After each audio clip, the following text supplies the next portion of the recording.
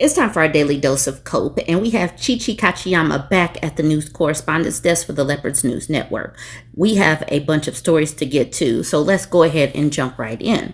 So this is where I want to start. Now, we know that the big, beautiful BS bill just passed not too long ago in the Republican House of Representatives. Well, Marjorie Taylor Greene here says that she didn't read the budget bill before voting for it, and she regrets the vote. These people were sitting up here so proud of what they did. There were cheers on the floor. They were astounded, but now Marjorie Taylor Greene says she didn't actually read it.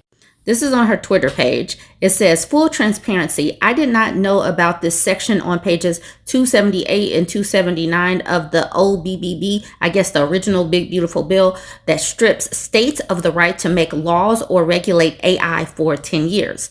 I am adamantly opposed to this, and it is a violation of states' rights. And I would have voted no if I had known this was in there. Like they put it in there, but then they told her to close her eyes and not read it. We have no idea what AI will be capable of in the next 10 years, and giving it free rein and tying the state's hands is potentially dangerous. Having lawmakers not knowing what they're signing is also dangerous.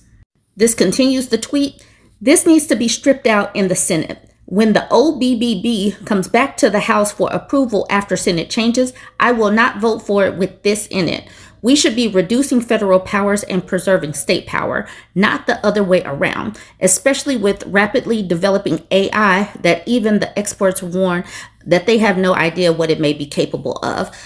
Are you capable of reading Marjorie Taylor Greene? Keep that tweet in the subject matter in your back pocket because we're going to do a tweet transition from Lana.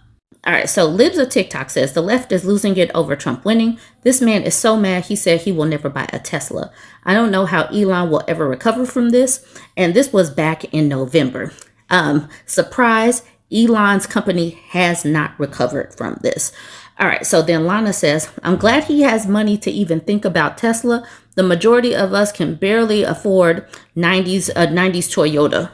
Second week from Brandon Straka saying, I hope to work with President Trump to advise on what FBI agents, DOJ prosecutors, and federal judges did to coerce false confessions from innocent people who ended up destroying people's lives and driving people to self-delete.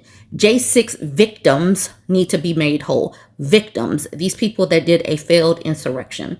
Lana says, please do. All those agents and judges belong in jail. Then on January 20th, she says, thank you, Lord, Trump is our president. Jessica said, describe these three in 3 words. And Lana says, loser, loser, loser. Now here's Lana responding to Marjorie Taylor Greene's tweet about full transparency. She didn't know what was going on as far as AI. She says, how can you vote for anything that you didn't even understand or even read? You cannot vote for anything only because you blindly trust someone who told you that it's good. And I'm sure that's exactly what happened. Now she's sharing a post from Donald Trump saying, I voted for you all 3 times, and I do not like what you are doing with Medicaid and AI. It does not look like you work for poor people. What?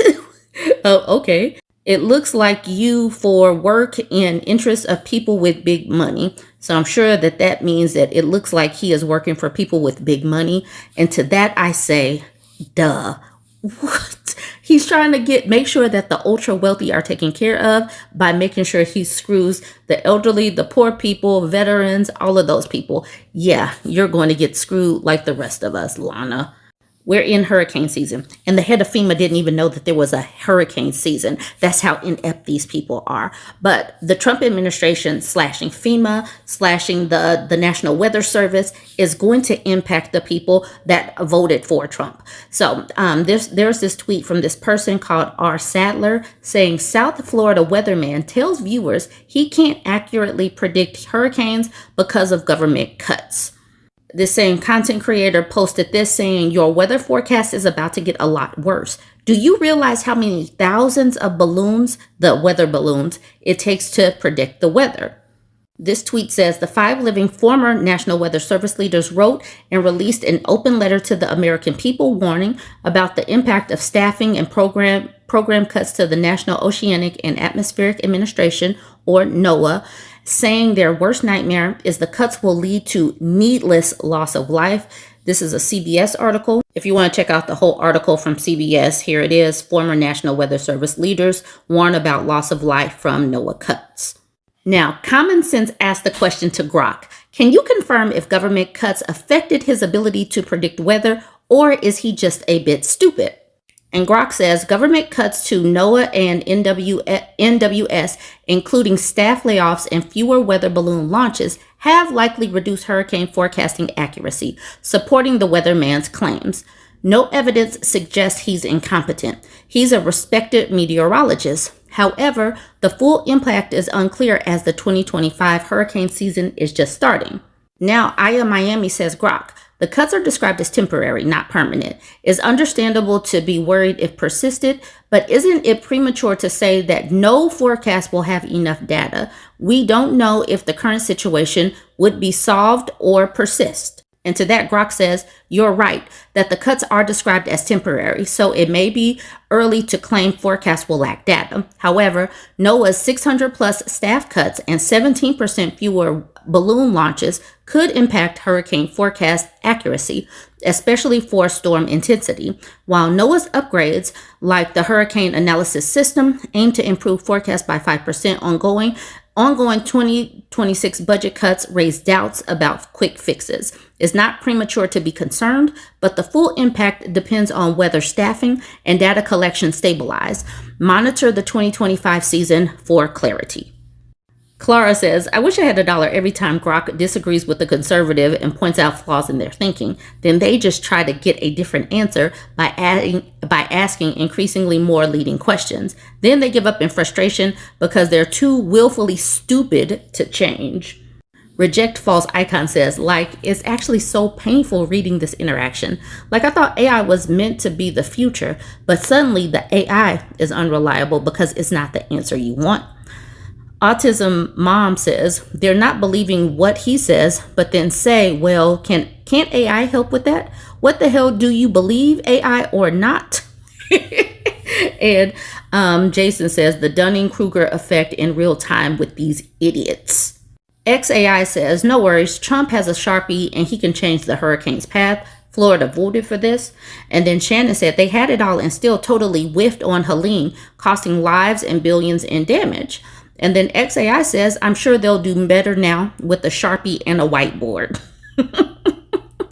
Then Shannon says, oh, bless your heart, computers aren't going anywhere. No one said computers are going anywhere. But what they are doing without staff, the computers, it doesn't really make a difference. Now, does it, Shannon? I'm going to take some time to talk about Palantir again. They use Elon Musk and Doge as a Trojan horse to get into our systems and basically steal our data. And now they're allowing Peter Thiel to compile all of that data. It's even making MAGA supporters, is making them uneasy. So the Hodge twins, who are MAGA influencers, says, why are Republicans giving Palantir all this power, turning us into a damn police state?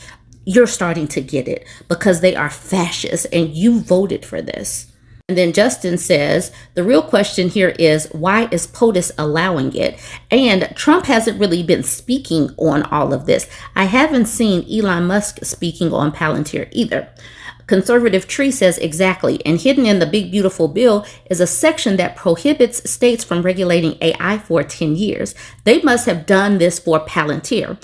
Alex Karp, CEO of Palantir, laughs at the First Amendment and the right to privacy. Their goal is to monitor bank accounts, purchases, health records, social media, etc. of every American. We lost about half our right to privacy after 9/11 with the Patriot Act.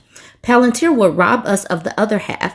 We live in a big brother state. Y'all are getting it. This is what you voted for. Belt-fed Revere says, I'm beginning to think we don't have a Republican at all. Then finally, Nikki Fuentes saying, never forget J.D. Vance owes his entire existence to Palantir co-founder Peter Thiel. And this is why every Thiel-funded shield on this site is constantly glazing him and astroturfing support for a presidential run in 2028. And then Nikki Fuentes says Trump's promotion of Palantir is the ultimate betrayal of his own people, feeding every MAGA extremist into an AI database controlled by a CIA Mossad cutout. Seriously, if Palantir isn't the deep state, then what is? They're getting it, y'all. Right. So I need y'all to watch this video. It's about 90 seconds, and she really explains what Palantir is, who Peter Thiel is, and everything. A very important video. We need to continue to have this conversation. Trump is building a database to spy on every single American, and he tapped Palantir to do it, a CIA-funded tech company co-founded by tech billionaire and Republican donor Peter Thiel. In 2010, Thiel shared his real motivations out loud. We could never win an election because we were in such a small minority, but maybe you could actually unilaterally change the world without having to constantly convince people and beg people and plead with people who are never going to agree with you through a technological means. Thiel knows his ideology could never win an election because he's skeptical of democracy, believes women shouldn't vote, wrote a book criticizing multiculturalism and diversity, and has defended.